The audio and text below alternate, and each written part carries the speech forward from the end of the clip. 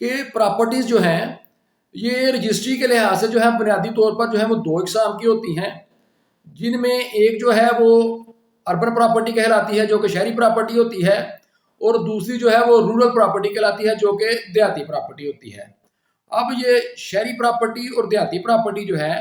ان کے جو رجسٹری کے اخراجات ہوتے ہیں ان میں ہمیشہ سے جو ہے وہ تھوڑا بہت جو ہے وہ فرق رہا ہی ہے۔ جو اس سال 2023-24 میں ان میں جو بنیادی فرق یہ ہے کہ جو دیہاتی پراپرٹی ہے اس پہ جو اسٹیمپ فیس لگتی ہے نا وہ 3% لگتی ہے، جبکہ جو شہری پراپرٹی ہے اس پر جو اسٹیمپ فیس ہے وہ 1% لگتی ہے۔ سال 2023-24 میں ان میں صرف یہ ایک فرق ہے، باقی ان کے تمام اخراجات جو ہیں وہ بالکل سیم ہیں۔ پھر جو بڑی تحصیلیں ہوتی ہیں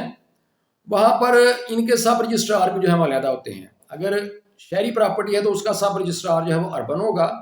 اور اگر دیہاتی پراپرٹی ہے تو اس کا سب رجسٹرار جو ہے وہ رورل ہوگا، اور ان دونوں کے دفاتر بھی علیحدہ ہوتے ہیں، ان کا سٹاف بھی علیحدہ ہوتا ہے، اور ان کا جو ریکارڈ روم ہوتا ہے وہ بھی کچھ عرصے تک جو ہے وہ علیحدہ رہتا ہے۔ بہرحال بعد میں ایک جنرل ریکارڈ روم میں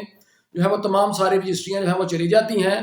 لیکن جو رجسٹری کا جو ریکارڈ روم ہوتا ہے وہاں سے کوئی بھی شخص جو ہے جس نے کوئی رجسٹری کروائی ہوتی ہے وہاں سے جو ہے وہ اپنی رجسٹری کی جو ہے وہ ٹیسٹڈ کاپی جو ہے وہ وصول کر سکتا ہے۔ تو اس طرح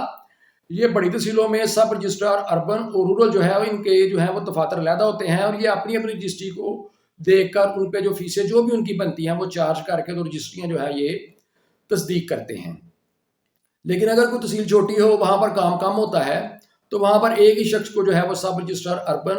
اور رورل کے جو ہے وہ اختیارات دے دیے جاتے ہیں۔ جب اس کے پاس اربن رجسٹری آتی ہے تو وہ اس کے ریٹس کو دیکھ لیتا ہے،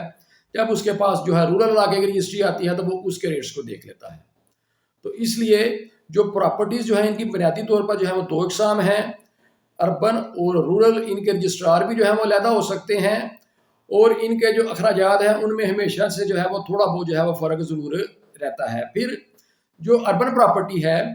اس میں ایک اور پراپرٹی بھی جو ہے وہ شامل کی جاتی ہے جو کہ کنٹونمنٹ ایریا کی پراپرٹی ہوتی ہے۔ یہ بھی اربن پراپرٹی کا ہی حصہ ہوتی ہے، کیونکہ جو کنٹونمنٹ ایریا ہوتا ہے یہ شہری علاقہ ہی ہوتا ہے، اور اس کی جو رجسٹری ہوتی ہے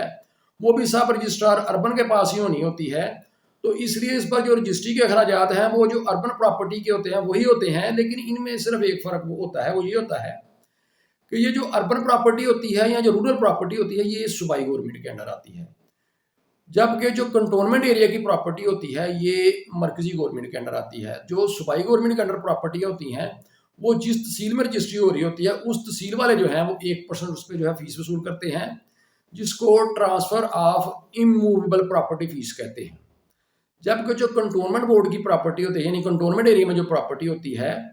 وہاں پر جو ہے وہ تحصیل کا کوئی تصور نہیں ہوتا، وہ کنٹونمنٹ ایریا جو ہوتا ہے وہ کنٹونمنٹ بورڈ کے ذریعے مرکزی گورنمنٹ جو ہے اس کو کنٹرول کرتی ہے، تو اس لیے تحصیل کونسل کی کوئی فیس اس پہ لاگو نہیں ہوتی۔ وہاں پر کنٹونمنٹ بورڈ والے اپنی ایک فیس وصول کرتے ہیں جو کہ تحصیل کونسل کی فیس کی جگہ ہوتی ہے، تحصیل کونسل کی فیس لاگو نہیں ہوتی، اور تحصیل کونسل کی فیس سے یہ 2% زیادہ ہوتی ہے، جو کہ کنٹونمنٹ بورڈ کی جو فیس ہوتی ہے پراپرٹی پہ جب اس کی رجسٹری ہوتی ہے تو وہ 3% ہوتی ہے۔ باقی جو کنٹونمنٹ ایریا کی جو پراپرٹی ہے یہ شہری پراپرٹی ہوتی ہے، سب رجسٹرار اربن کے پاس ہی ہوتی ہے۔ اس کا صرف فرق اتنا ہوتا ہے کہ یہ کنٹونمنٹ بورڈ کی اپنی ایک فیس جو ہے وصول کرتے ہیں، اس کے علاوہ یہ تحصیل کونسل کی فیس وصول نہیں کرتے، اور اس کے علاوہ اس کے جتنے بھی اخراجات ہیں وہی ہوتے ہیں جو ایک اربن پراپرٹی کے ہوتے ہیں۔ تو اس طرح یہ پراپرٹیز کی جو ہے بنیادی طور پر جو ہے وہ دو اقسام ہیں، رورل اربن، اور اربن میں ایک جو پراپرٹی مزید ہے وہ کنٹونمنٹ ایریا بھی جو ہے وہ شامل ہوتی ہے۔